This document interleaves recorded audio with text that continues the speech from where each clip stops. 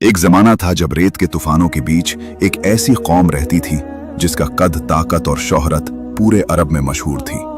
लोग उन्हें कहते थे, ये लोग पहाड़ों को मोड़ सकते हैं, ये हवा को पकड़ सकते हैं।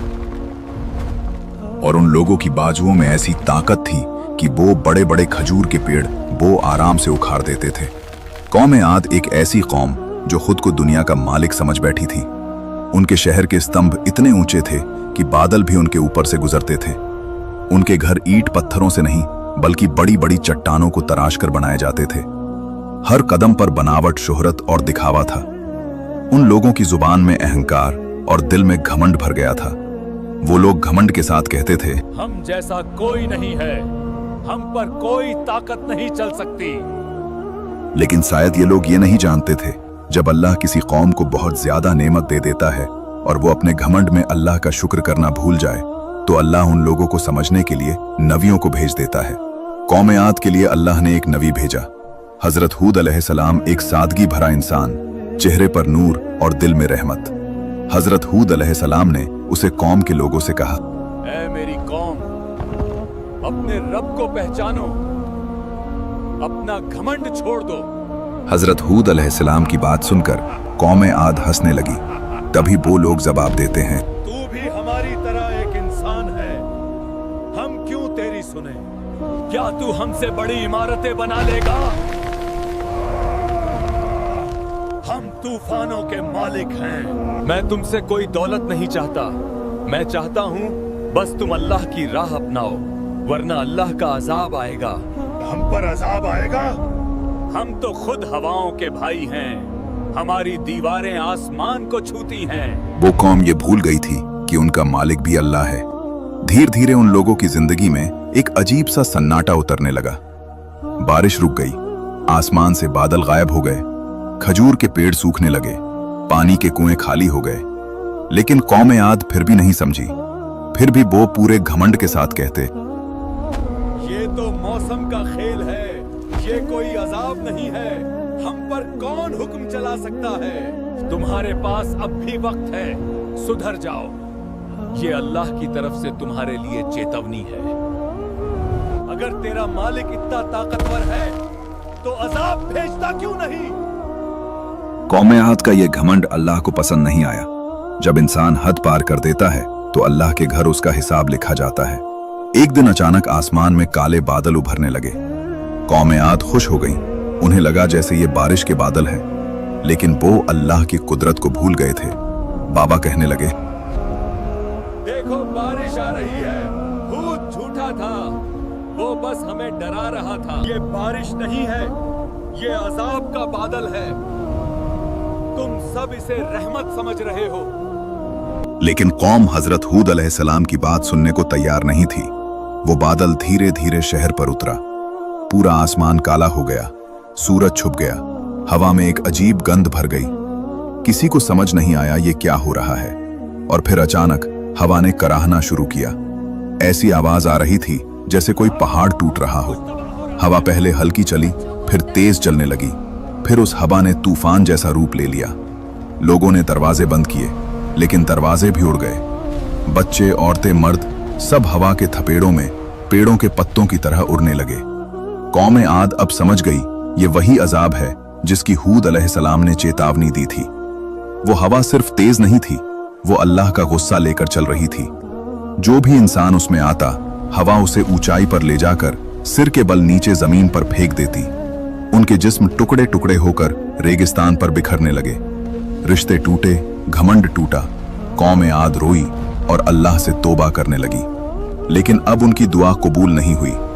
कौम आद के बड़े बड़े महल, उनकी ऊंची दीवारें, उनकी शोहरत, उनकी ताकत, सब हवा के सामने रेत के कागज की तरह टूटते चले गए। जो लोग कहते थे हमारी इमारतें आसमान को छूती हैं, आज उन इमारतों की धूल हवा में उड़ रही थी। तूफान का हर झोंका पहले से ज्यादा ताकतवर था। बच्चे अपनी मांओं से चिपक कर चीखते थे। मर्द पेड़ों को पकड़कर खुद को बचाने की कोशिश करते, लेकिन हवा उन्हें उखाड़ कर कहीं दूर फेंक देती। वो लोग चीखते हुए कहते, हमें बचा लो।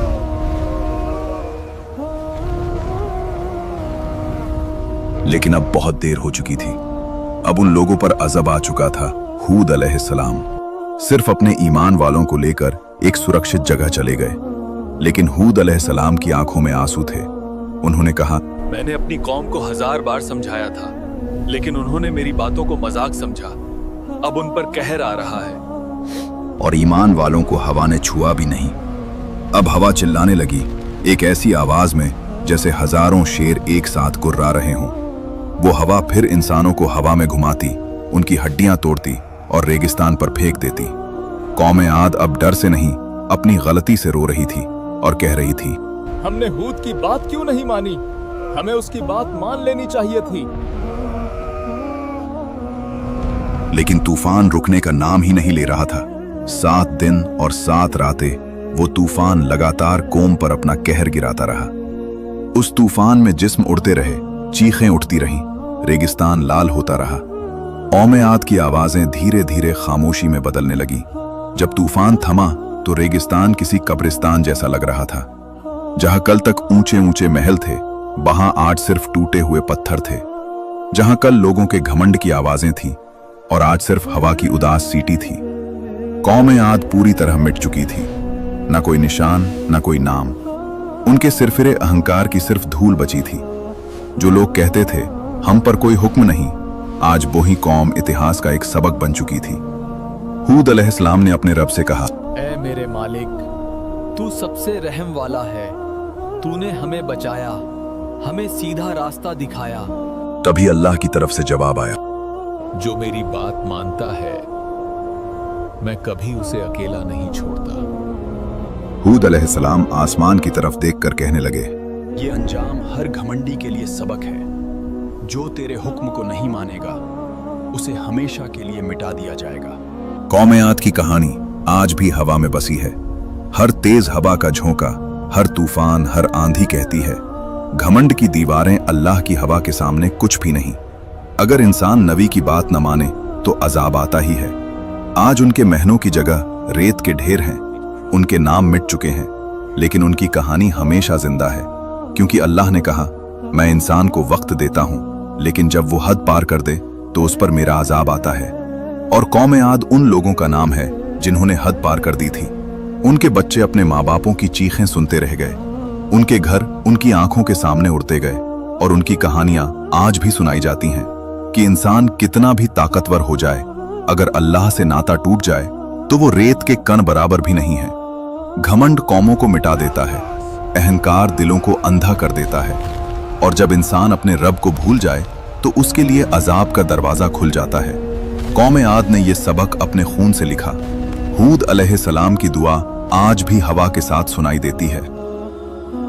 ऐ मेरे मालिक, मेरी बात सुनने वालों पर अपनी रहमत बरसा। अल्लाह कहता है, ये मेरी राह है, जो इस पर चलेगा वो बचेगा, और यही बात हर इंसान के लिए जिंदगी का सच है।